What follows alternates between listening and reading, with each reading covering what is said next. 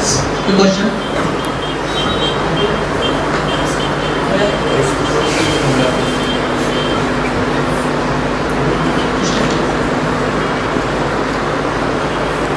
Study के ताल्लुक से भी कोई क्वेश्चन हो पूछ सकते हो। गर्ल्स क्या हुआ? देखिए मैं पहले बोल चुका हूँ, हेजिटेट मत होइए, हेजिटेट होना ही नहीं है। आपके दिल में सवाल आ रहा है फ़ौरन पूछ लीजिए, मसला नहीं है। अस्सलाम वालेकुम रहमतुल्लाहि व बरकातहू। वालेकुम अस्सलाम। सर हमने अभी पीएससी लिए थे, तो आगे कैसे स्टडी करना है नीट एग्जाम के एमबीबीएस के लिए पूछ रहे थे। बेटा अगर बीएससी हो गई है, अभी फर्स्ट ईयर चल रहा है। फर्स्ट ईयर स्टार्ट हुआ है, जी तो एक बात मेरी पहले समझ लो, बीएससी भी छोटे लेवल की चीज़ नहीं है। अब जो बीएससी आज से 10-15 साल पहले होती थी, वो बीएससी और आज की बीएससी में फ़र्क बहुत है, क्योंकि अब सेमेस्टर वाइज हो गया हुआ शायद, है ना। अगर आप बीएससी की तैयारी कर रहे हो तो आप ये तय कर लो कि आपको नीट क्लियर करना है, तो उसके लिए आपको डेली पढ़ना पड़ेगा। और आपका रहा बीएससी का सवाल, तो आप अगर उसको पेंडिंग कर कर नवंबर से भी स्टार्ट करेंगे तो मैं गारंटी देता हूँ आप बीएससी निकाल देंगे। लेकिन आपको नीट की तैयारी डेली करना पड़ेगी और पर डे सिटिंग करना पड़ेगी, डिवोशन करना पड़ेगा, सब बातें भूलना पड़ेगी, घर वालों को बोलना पड़ेगा मैं काम नहीं कर रही हूँ, लेकिन कंडीशन बता के कि मैं इसकी तैयारी कर रही हूँ। आपके पास नीट की किताब है, कॉम्पिटिटिव एग्ज़ाम की किताब ख़रीदना पड़ेगी आपको। अगर आपके घर से कोई इंदौर जाता है तो खजूरी बाज़ार भिजवा कर जो लास्ट ईयर की नीट की एग्ज़ाम की वो थी बुक्स, वो वहाँ आसानी से मिल जाती है, कम प्राइस में मिल जाती है, आप मंगवा लीजिएगा, है कि नहीं। लेकिन बीएससी को अभी आप स्टॉप लेकर चलना, जो भी तैयारी आपको करना है सेमेस्टर वाइज करना। जब आपका सेमेस्टर आने वाला है उसके 2 महीने पहले आप उसकी तैयारी करना, लेकिन नीट की तैयारी आपको डेली करना पड़ेगी। आप उसका टाइम पीरियड शेड्यूल डिसाइड करना चाहें कर सकते हैं कि मैं इतने घंटे बीएससी की तैयारी कर लेती हूँ और इतने घंटे मैं नीट की ही तैयारी करूँगी, तभी पॉसिबल है, नहीं तो पॉसिबल नहीं है। और वैसे भी अगर आपके कॉलेज के अंदर डेली प्रैक्टिकल्स नहीं होते तो आप कॉलेज अगर नहीं जाएंगे तो कोई दिक्कत वाली बात नहीं है। वैसे भी कॉलेज के अंदर आके खुद ही पढ़ना पड़ता है, कोई भी लेक्चरर पढ़ाता नहीं है, वो खुद टाइम पास करते हैं, अपने को परेशान करते हैं। ठीक है, थैंक यू।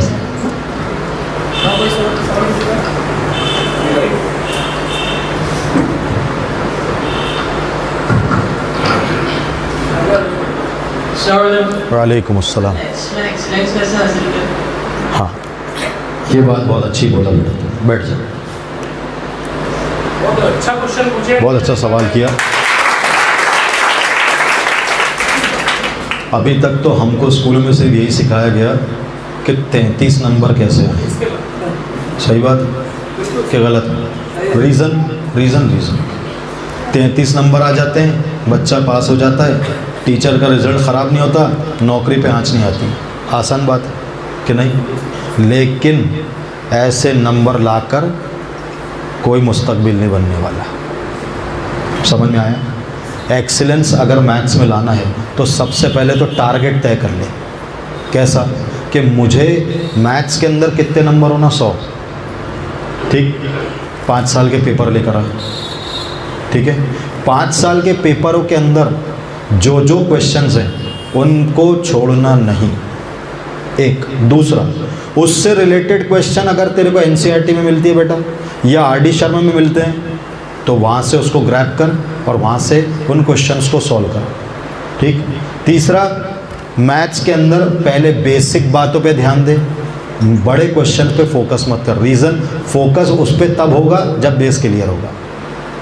मुझे ये बात पता है कि ट्रिग्नोमेट्री के अंदर sin square theta plus cos square theta is equals to 1 को कैसे सॉल्व करना है, तो मेरे पास में उसको सॉल्व करने के एक नहीं है 2 मेथड है, लेकिन उसका बेसिक नॉलेज क्या है? सबसे पहले आप कौन सी क्लास के हैं?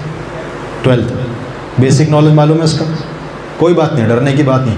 उसका बेसिक नॉलेज ये है कि उसके अंदर थीटा की value 0 degree less than equals to, और कहाँ पर ख़त्म होती है? 90 degree less than equals to.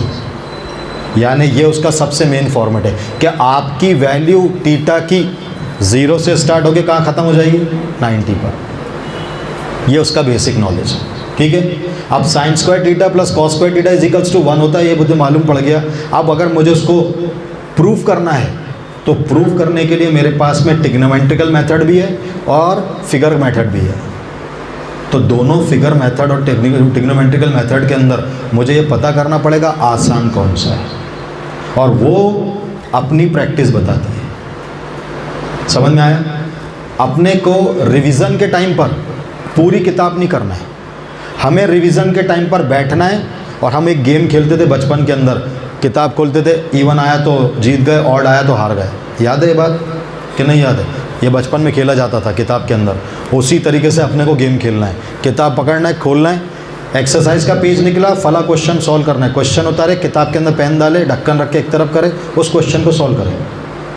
Question solve हो गया, उसको वेरीफाई कर लिए क्लास वर्क कॉपी में, या कहीं ट्यूशन जाते हैं तो उसकी कॉपी के अंदर। अगर सही है अच्छी बात, नहीं है तो क्या गलती हुई इस पर पहले फोकस करना, वापस से उस गलती को करेक्ट करके फिर वो क्वेश्चन करना। इसी तरीके से एक्सेलेंस में लेगी। ठीक, और कुछ? अस्सलाम वालेकुम सर। वालेकुम अस्सलाम। सर हम रेहान खान हैं और हमें ना शाइन इंस्टीट्यूट में एडमिशन लेना है। अच्छा। तो वो कैसे? कहाँ पर बेटा? सर शाइन इंस्टीट्यूट शाहीन में पढ़ना है इसको जाके। अच्छा, अभी आप कौन सी क्लास में हैं? सर 8। देखिए, अगर आप अभी 8 में हैं तो अभी आपके पास में 2 साल है। 3 साल, 8, 9, 10। आप शाहीन स्कूल में जाओ, यूनिवर्सिटी में जो वहाँ जाना चाहते हैं शाहीन के अंदर, तो उसके लिए वहाँ की रिक्वायरमेंट क्या है?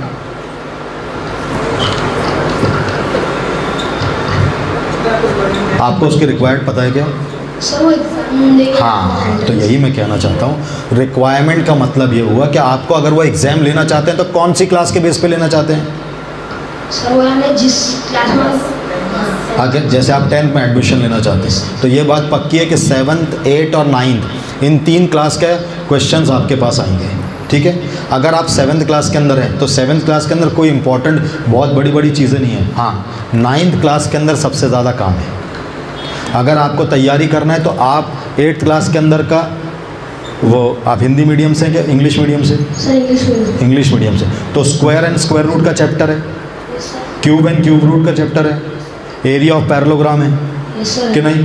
उसके बाद में अलजेब्रिक एक्सप्रेशंस है, yes sir. Linear equation in 1 variable है, यस सर। उसके बाद में compound interest and simple interest है, yes sir. Half yearly quarterly वाला।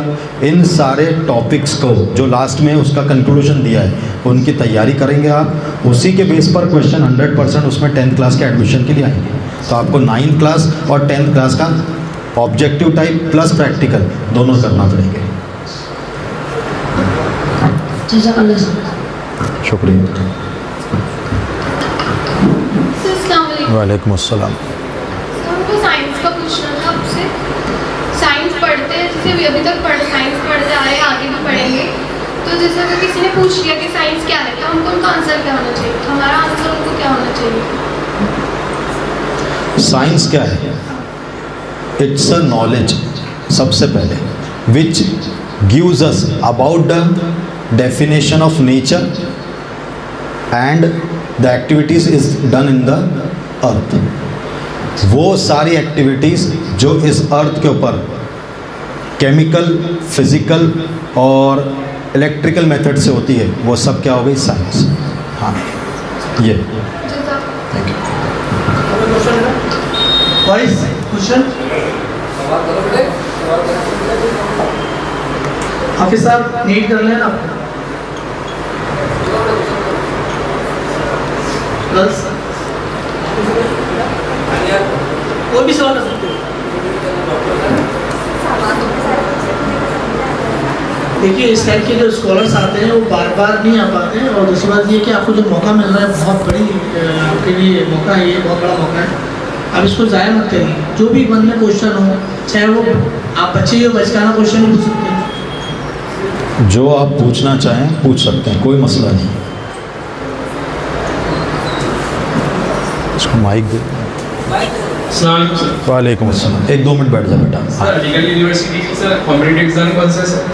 देखिए, AMU के नाम से ही होती है। सबसे पहले अगर आप वहाँ एडमिशन लेना चाहते हैं, अभी आप कौन सी क्लास में बेटा? 12th। अभी आप 12th में हैं। उसके अभी फॉर्म आने वाले हैं एंट्रेंस एग्ज़ाम के। लेकिन मेरी बात सुन लीजिए, नीट से कंपेयर करेंगे तो भी हार्ड है, यस सर। लेकिन करने वाले सब करते हैं।